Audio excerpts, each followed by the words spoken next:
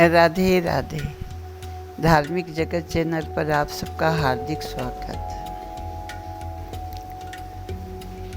एक दिन उद्धव जी ने भगवान श्री कृष्ण से पूछा कि हे नाथ, मुक्ति किसे कहते हैं और मुक्ति किसकी होती है। भगवान श्री कृष्ण ने कहा, हे उद्धव, तुमने बड़ा सुंदर प्रश्न किया है। ये प्रश्न जो है मानव जाति के उद्धार का प्रश्न है। आओ मैं तुम्हें बताता हूँ। संसार की हर वस्तु से विरक्त होना ना तो सुख में मन नाचे और ना ही दुख आने पर रोए।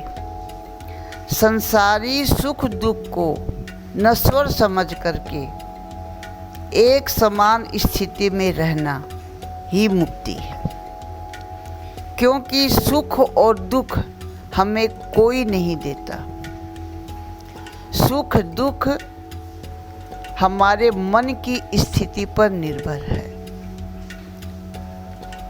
मन किसी चीज़ से सुख प्राप्त करने लगता है और मन के अनुकूल काम न होने पर उसे दुख मान लेता है।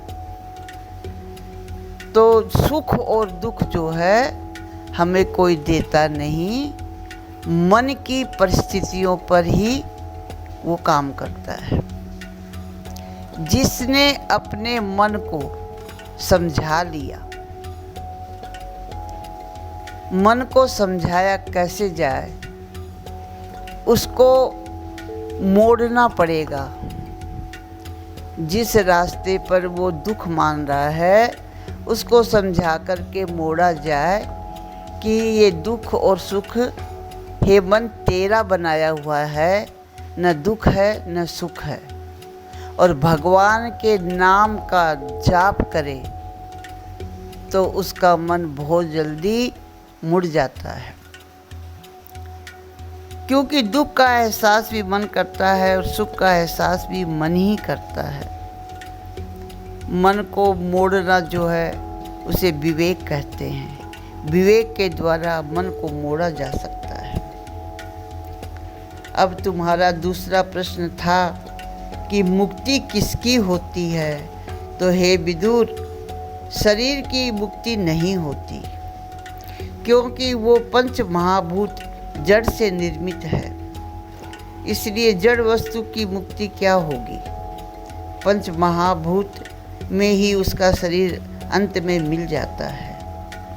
और आत्मा को मुक्ति की जरूरत ही नहीं, क्योंकि आत्मा तो मुक्ति ही है।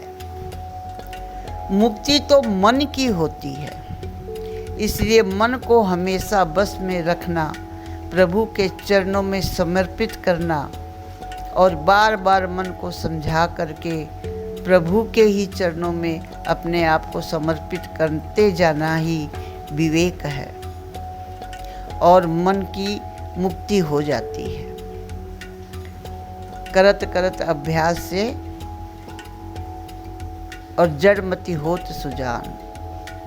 प्रतिदिन अगर इस बात पर ध्यान दिया जाए कि मन को मोड़ना है, मन की जागृति करनी है। अब मन की जागृति जो है उसके लिए सत्पुरुषों का संग करना चाहिए। प्रतिदिन सत्संग करना चाहिए, भजन करना चाहिए, भगवान का नाम जपना चाहिए। मन को मुक्त करने की सबसे श्रेष्ठ पाठशाला यही है। एक दिन किया और फिर 40 दिन नहीं किया, फिर एक दिन किया, तब मन जो है तुम्हारे बस में होने वाला नहीं है।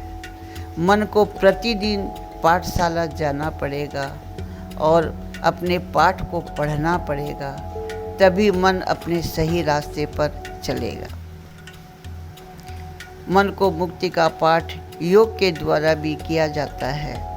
हर जगह कण कण में भगवान देखने का एहसास होने लगे और भगवान के चरणों में प्रेम होने लगे तो मन अपने आप मुड़ जाता है। भगवान में प्रेम ही मुक्ति का सबसे बड़ा साधन है। राधे राधे।